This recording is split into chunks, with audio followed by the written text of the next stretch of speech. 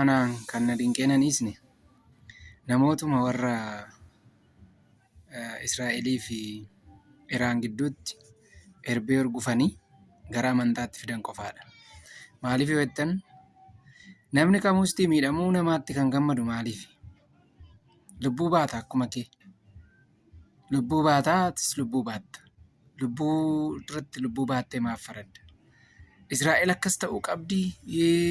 Bulchiinsi Israa'el bulchaan biyya isaanii muummichi ministeeraa isaanii ajjeefamuu qabaa. Sheexanni kun jettanii abaartu. Ta'uu hin qabu. Kan Iraanis yoo ta'e Waaqumatu uume, Rabbumatu uume. Namni kamuu tokko. Ija lama qabaa, gurra lama qaba. Akkuma kee harka lama qaba. Uumama Waaqayyooti jechuudha. Du'a namaatti kan gammadu yoo jiraate jinnii wayin sheexana qofa. Kanaaf namni du'a namaatti gammadu ofii kee waan sirra ga'u waan hin beekneef baay'istee isaan gammadiin. Kanaaf akka garee tokko laalutti gareen tokko isa jirutti farrisa. Gareen tokko immoo callisee afaan qabateeti ilaala. Gaafa ilaalu inni itti farrise sun ooleetu isa callisee ilaalu sana isatti farrifame sana dhiisee isa callisee ilaalu sanatu firdiin gara isaa ta'ee argama. Inni faradu suni firdiin isaa faallaa harkaa ta'e. Egaa wanti godhamu hin jiru. Namni hundumtuu lubbuu baatee lubbuutti too faraduu baate. Addunyaan keenya nagaa barbaaddi. Nagaan addunyaa keenyaaf haa ta'u. Maaliif yoo jettan waraana keessaa wanti argamu hin jiru. Lola keessaa wanti argamu hin jiru.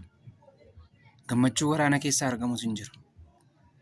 Kanaaf didee kan dhidhiitatu kan adabu nama osoo hin taane Waaqayyoodha. Dabarsee isatti gamu sanatti kan kennu Waaqayyoodha.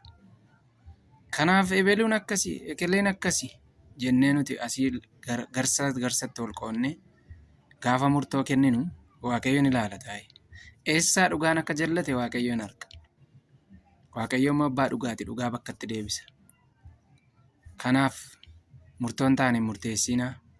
Israa'elii fi Iraan, Ameerikaan yoo wal lolan isaan dhimma dantaa mataa isaanii irratti ol dhaban qabu. Innis immoo gara amantaatti fidee wanti gara amantaatti si harkisiisee murtoon taane si dubbachiisu si kennisiisu ofiin argitaa jechuudha bu'aasa. Kanaaf nama taatee namatti hin faradiini. Qaama kamiyyoo ta'e nama kamiyyoo ta'e iddoo kamiyyoo jiraate uumama harka Waaqayyooti. Nagaa dhabuu namaatti sin gammadiin lola keessaas bu'aan argamu hin jiru. Adabadhuu taa'ii waan ta'u taa'ii ilaalii inni guddaan immoo kan raawwatamu yoo fedha Waaqayyoo ta'edha. Israa'el irratti labsitaniif wanti Israa'el irratti ta'u hin jiru. Iraan irratti labsitanii waan Iraan irratti ta'u hin jiru. Maaliif kan firdii kennu Waaqayyoodha. Abbaan firdii Waaqayyoodha. Eenyuuf faradduu si godhe siin? Israa'el baduu qabdii bakka akkasii. Kan jiraachisu Waaqayyo, kan balleessu Waaqayyo. Dhiyoota abbaa firdii si godhe siin. Waan akkasii kee haa ba'a. Miira akkasii kee haa ba'a. Miidhamuun nama kamiyyuu Waaqayyo gooftaan Yesuus Kiristoos dubbate an du'a jallootaatti hin gammadoodhe. Amma namichi bulchaan Iraan kun du'uunsaa mirkanaa'eera. Miidiyaaleen biyyattii gabaasaniiru. Garuu wanti nama dinqee nama dhiisne immoo yoo du'ee sadaqa. Hin amanne gooftaa Yesuusitti. Du'a lama du'a jechuudha. Yesuusitti toon amaniin du'uun du'a bara baraati. Isa kanan nama gaddisiisan akka kootti akka nama amanataa tokkootti gooftaa Yesuus Kiristoosii toon fudhatiin namni gaafa boqotu isan na gaddisiisa. Malee kallattii kamiin iyyuu du'a namaatti hin gammadan. Kan akka kootti akkasii gara amantaa gortanii namoonni waan hin taane facaasaa jirtan irraa of qusadha.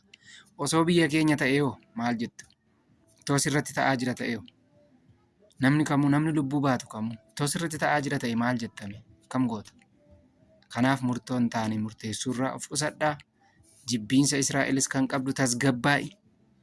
Jibbiinsa Iraanis kan qabdu tasgabbaa'i. Waa Waaqayyo godhu ilaali. Murtoon kan Waaqayyooti waan ta'eef. Kanuma isiniin jechuu barbaade na of kalchaa hundaa argaa darbee eebbifamaa jiraadhaa.